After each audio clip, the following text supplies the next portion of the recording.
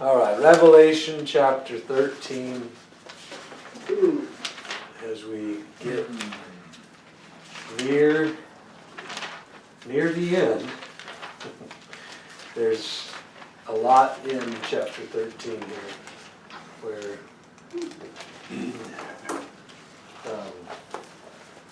different views, different ideas, but we see a little different from chapter 12, how this is, there's some similarities, but there's a lot of interesting detail that we'll look at here. So, Revelation chapter 13, verse 1, "And I stood upon the sand of the sea, and saw a beast rise up out of the sea, having 7 heads and 10 horns, and upon his horns 10 crowns, and upon his heads the name of blasphemy."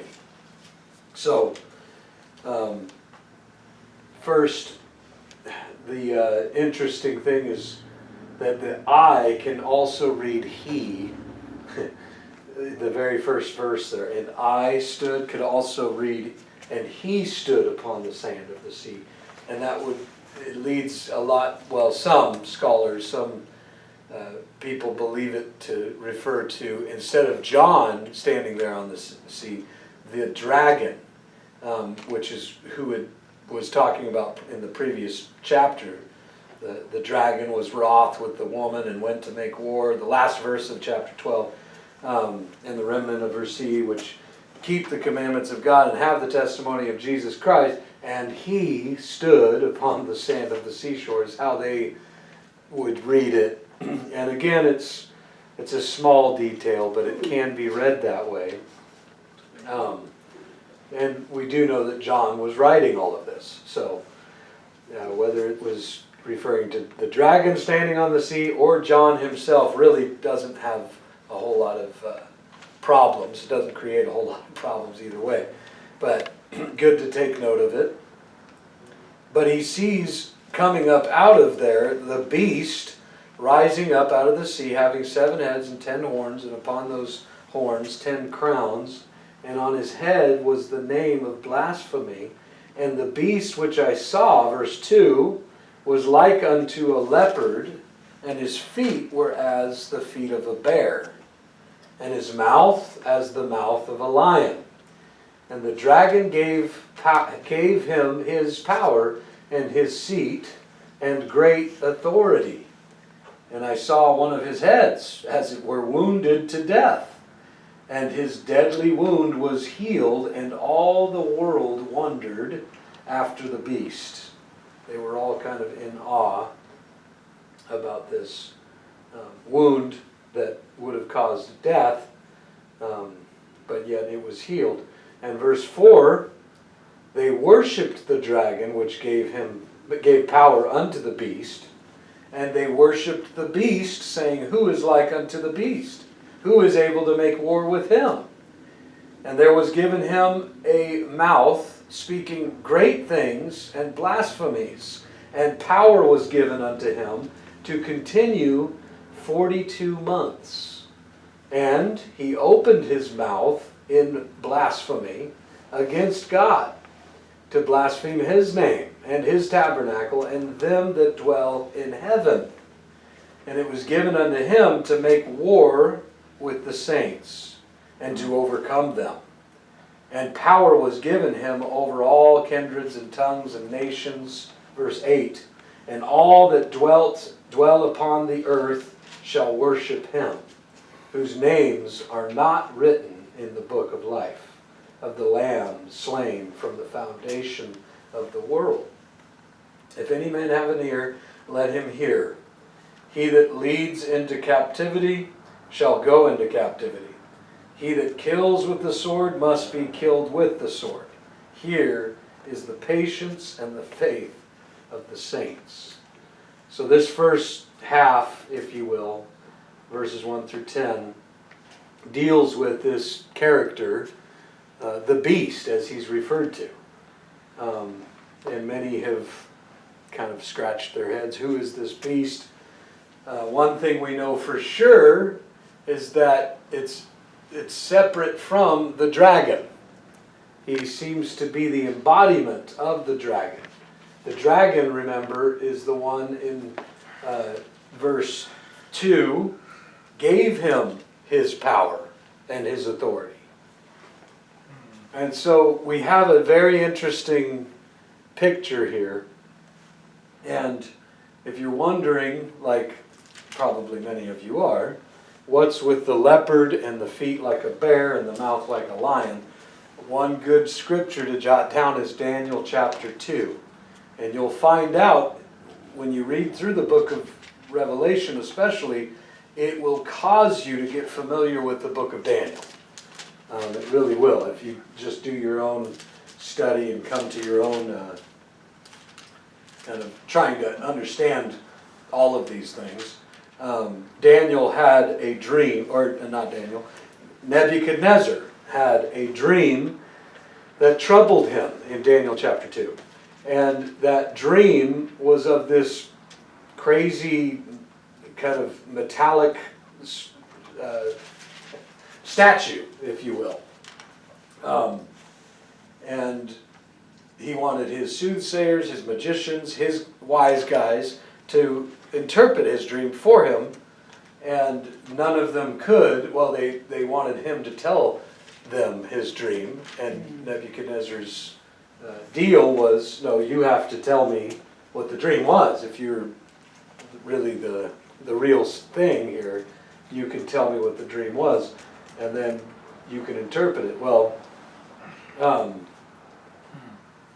Daniel, this is how Daniel was let out of prison, is this whole story, because Daniel became known as one that would be able to interpret his dreams. However, when he's brought before Nebuchadnezzar, Daniel says, no, I can't tell you your dream, but God can, which is the mark of anyone who's truly used by God. It's not me doing it, it's God.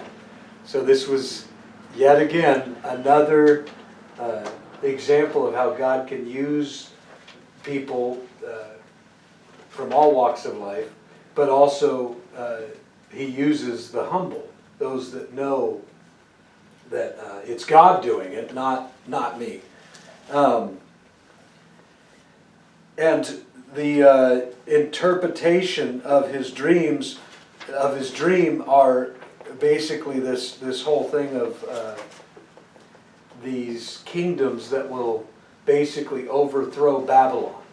The head of gold was Babylon, and actually it was Nebuchadnezzar himself, is what Daniel tells him, because he is the king of Babylon at the time. But then as he goes through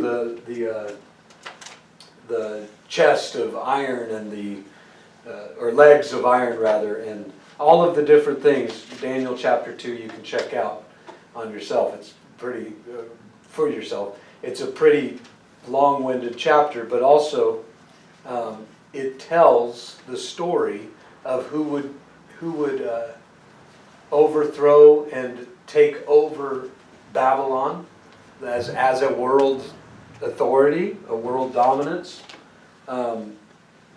It would also take and show even beyond that the Greeks would take over the Medo-Persians. So there's a lot to this dream that Daniel interprets in Daniel chapter 2. And one of those things is basically the feet of a bear, the leopard that's seen, and Daniel's vision in Daniel chapter 7, who sees a beast also. And those beasts that he sees in Daniel chapter 7 is something that it sounds familiar when you get to Revelation chapter 13, where we are tonight. In Daniel 7, in verse 3, Daniel's having a dream now in Daniel chapter 7, and he says, 4 great beasts came up from out of the sea. It's same type of thing here in Daniel 7. The first was like a lion. This is Daniel 7, verse 4. And had eagle's wings. And then verse 6, and I beheld, and lo, another was like a leopard, Daniel 7, verse 6. And then you get dropped down to the 7th verse, I believe. After this, I got fifth verse is the bear. oh, the bear. And then Yes, The lion okay, and the leopard. I skipped the bear for some reason. Where's the bear? There it is, Daniel 7:5. So he sees the lion in verse 4, he sees the bear in verse 5, and the leopard in verse 6. So Daniel 7, really starting at verse 3 through 6, you get kind of this same imagery. And what we learn from this, the beast, in what many call, later on we're going to be introduced to one who's called the false prophet. But you basically have, from chapters 12 through to chapter 17 of Revelation, you have this unholy trinity. And it's the dragon, who is Satan himself, and then this beast character who we become familiar with in our day. Many have come to call him the Antichrist.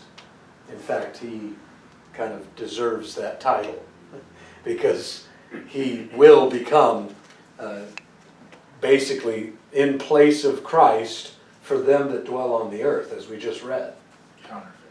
Counterfeit in place of, it's not anti like we think, that it won't, it's not totally the opposite of Christ. No, it's in place of or counterfeit, yeah. And what he does is so counterfeit. Everything from, what we see in just these first 10 verses of Revelation chapter 13. These are world empires that will be used by him, the bear, the lion, the leopard.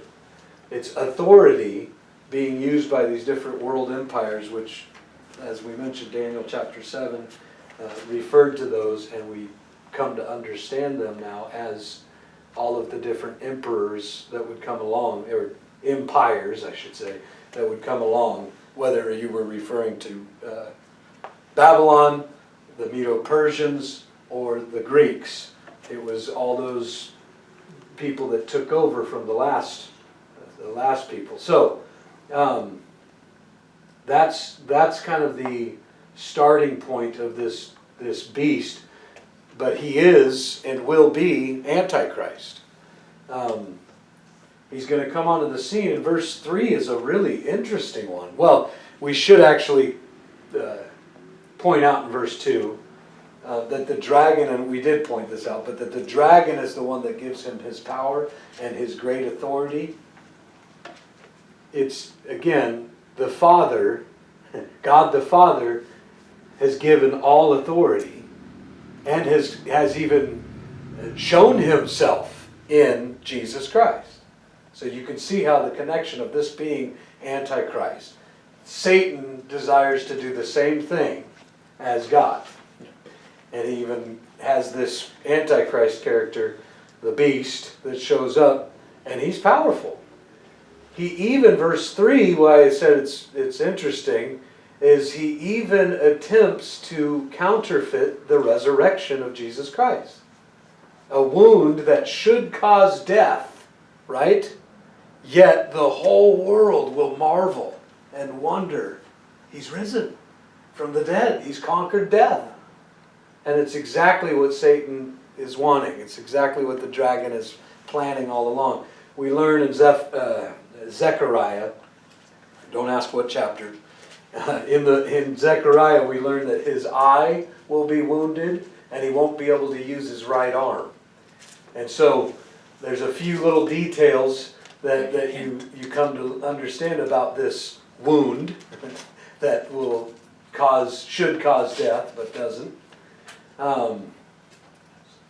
But they will then worship the dragon. Notice this is all to give Satan his power, his dominion, and again, it's his to give it to whomever he will. And even the way that they worship the beast in verse 4, who is like unto the beast?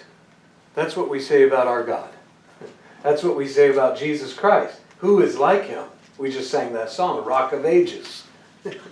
No one is like our God. There is no rock.